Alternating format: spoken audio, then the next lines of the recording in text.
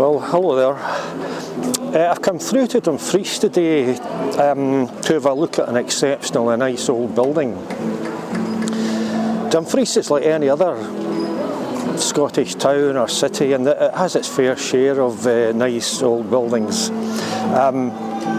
Just beyond the market on the high street here, you can see the old toll booth, and it's been there a while.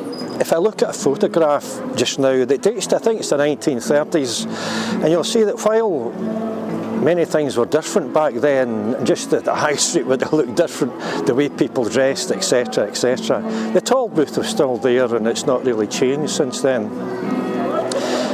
That said, I think there was an earlier toll booth. That one dates to the early 1700s, and you know, buildings come and buildings go, things change, but it's often important that we retain things that we think are worth retaining because they're nice to look at, or they're an example of how we built things long ago. And in the old days, we built things not just to be functional, but to look good and to enhance people's lives just by how beautiful they were.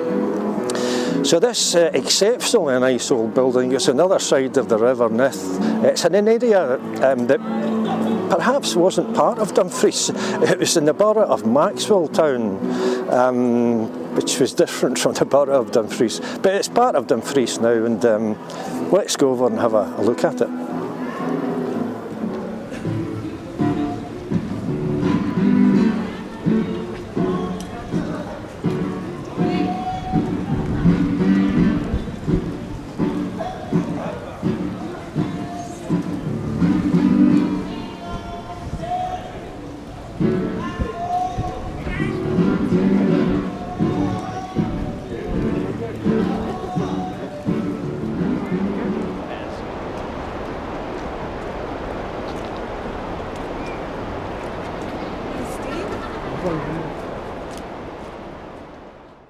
You can see the borough of Maxwelltown in John Wood's map of 1819. At this date, the Rosefield Mills didn't exist, but you can see a mill just down from the weir, Dumfries Town Mills, where I imagine grain was taken to be ground into flour for bread. In later maps, you can see the Rosefield Mills and other mills around it. In 1893, just 7 years after being built, you can see the Rosefield Mills, the adjacent Troqueer Mills, and the Nithsdale Mills across the river. In later years, a new mill has appeared, the Ryedale Mill, and the size of the Rosefield Mills has increased. Comparing a late 19th century map with a modern satellite image, you can see that most mills have gone, and only part of the Rosefield Mills remain. An aerial photo dating to the 1920s shows all mills in the area: Rosefield, Troqueer, Ryedale, and Nithsdale. A later aerial photo of 1990 shows the Rosefield Mills, with the main entrance and offices on Troqueer Road, along with a large Ryedale Mill. But at this date you can also see that the Troqueer Mill has gone, the land now used for housing. On the other side of the River Nith, the Nithsdale Mill has also gone, perhaps more recently than the Troqueer Mill, with one lone chimney standing defiantly. We can see some of these vanished mills more closely in photographs. This one, dating to around 1900 and taken from the other side of the river, shows the remaining Rosefield Mill on the right and the vanished Troqueer Mill on the left. Other photos taken by John R. Hume, once the Chief Inspector of Historic Buildings and photographer of much of Scotland's lost industrial past, show different aspects of the structure. This is the Troqueer Mill in 1978. And this is a view of Troqueer Road in the same year. On the left is the main office and entrance to the Rosefield Mills, and on its right is part of the mill frontage.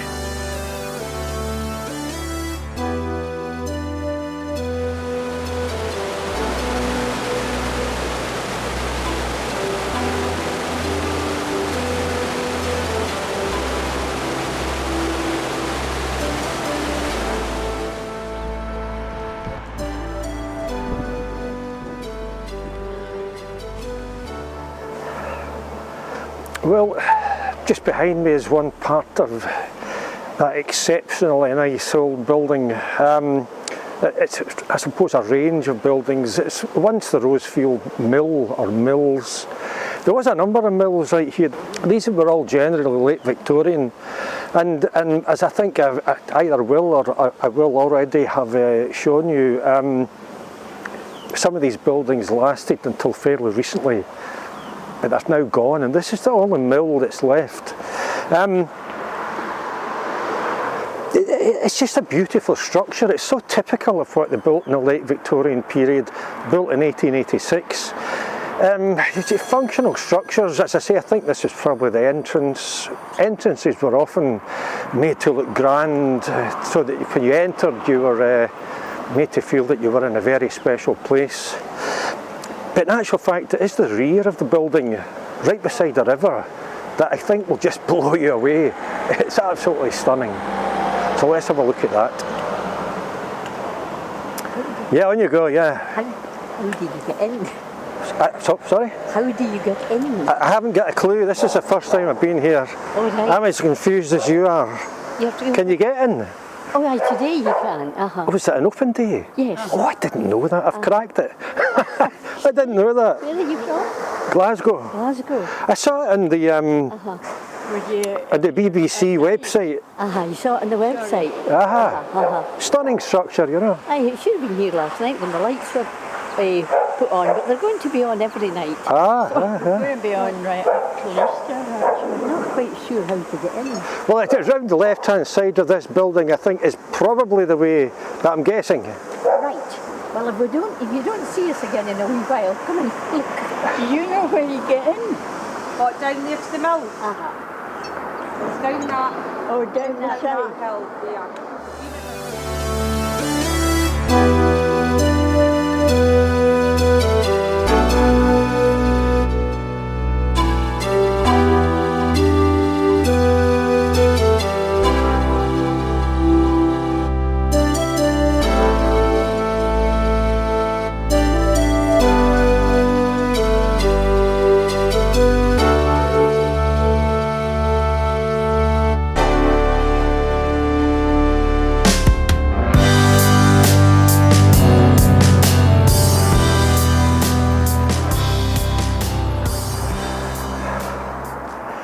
I can barely contain myself.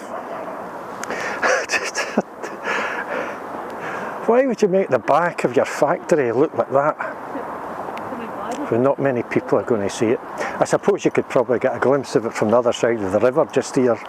But, you know, it's typical of what the Victorians did. They made everything that they built, as I said earlier, not just functional, but nice to look at.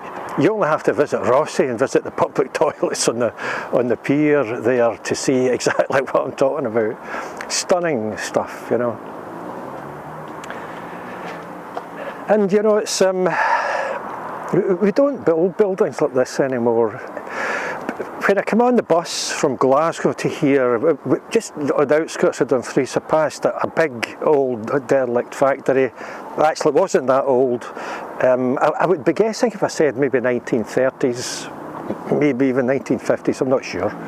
But it was architecturally just a kind of box with windows. But as I say, we don't build things like this anymore. And it's very important to keep structures like that.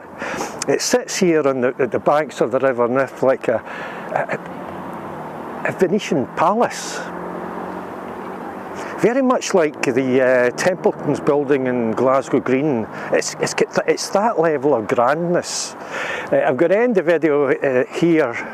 I think I'm actually not, because I'm sort of bubbling with excitement. Somebody's just told me that it's actually an open day today for this building. I didn't know that. It's just come through. We're going to get to have a look inside. It's derelict, you know. I mean, it has been bought by, I think it's the Dumfries Building Heritage Trust or something like that. So it's nice that the building is now under the ownership of people who will look after it, but there's a long way to go. The building is strewn, it's in a bad state, you know. It's going to need a lot to bring it back to use and to actually preserve the structure. But before I wet myself with excitement, I'm going to get the handheld camera and see if I can get inside, if they'll allow me to take footage inside. And that's how the video will end. I'm Eddie Burns. Bye for now.